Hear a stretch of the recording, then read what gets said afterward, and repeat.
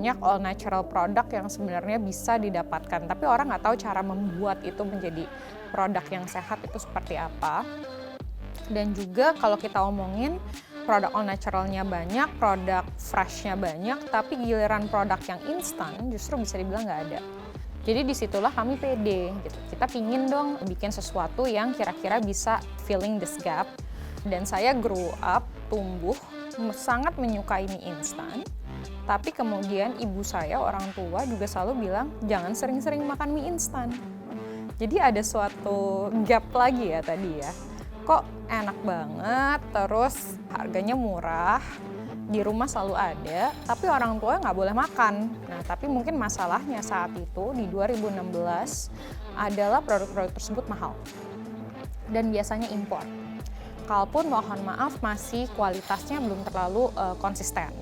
Jadi kita berkeinginan untuk akhirnya membuat produk kita sendiri.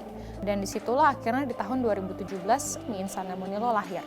Sebagai suatu solusi untuk masyarakat dengan produk-produk yang sehat, all natural, dan juga affordable. Lemonilo sendiri artinya adalah warrior of health. Pahlawan atau kemenangan di bidang kesehatan. Dari lemonnya itu adalah produk yang sehat, dan Nilo sendiri itu adalah nama yang biasa diberikan ke anak laki-laki yang artinya adalah victorious atau kemenangan. Dari bahasa Celtic. Apakah price-nya match with the value? Gitu. Dan inilah sebenarnya tugas dari berbagai macam player di dunia produk sehat ya, di healthy space. Bagaimana kita bisa meng-create produk-produk yang harganya match dengan value-nya, dan value-nya tentunya harus honest juga gitu. So that's Lemonilo's jobs.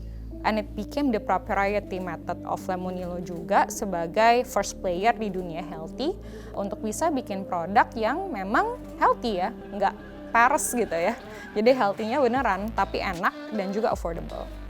Lemonilo itu kan dibangun dengan satu misi, yaitu kita ingin membuat hidup sehat itu lebih gampang, lebih mudah diakses untuk siapapun masyarakat Indonesianya, mau kaya, mau biasa aja, mau bahkan orang yang nggak punya, kita pingin semuanya tuh sebenarnya bisa akses hidup yang sehat gitu. Kalau kita di pasar, cimi itu harganya Rp2.000. Gitu. Jadi sangat terjangkau, seterjangkau produk-produk konvensional lainnya yang tidak memiliki klaim healthy.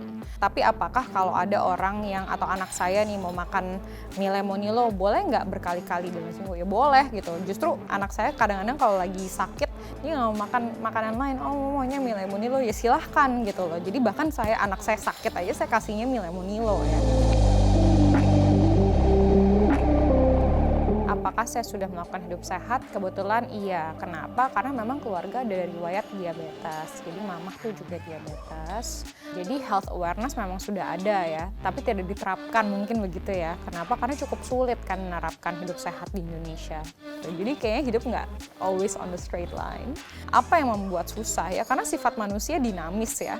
Nggak usah ngomongin tentang hidup sehat kayak tadi. Marah-marah aja pasti kayak kadang orang sabar aja bisa marah gitu. Apalagi orang yang melakukan hidup sehat, sekali-sekali dia pengen juga dong untuk melakukan cheat day tadi, which totally fine.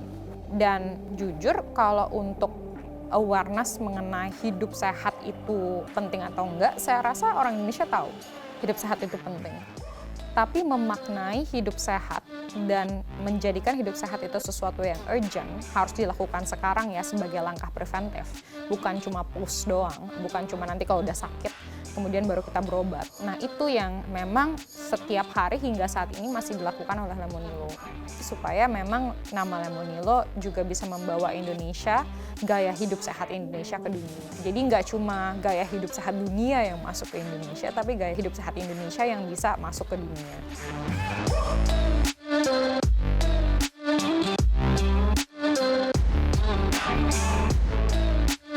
Power. Solusi dulu. Makan. Kreatif.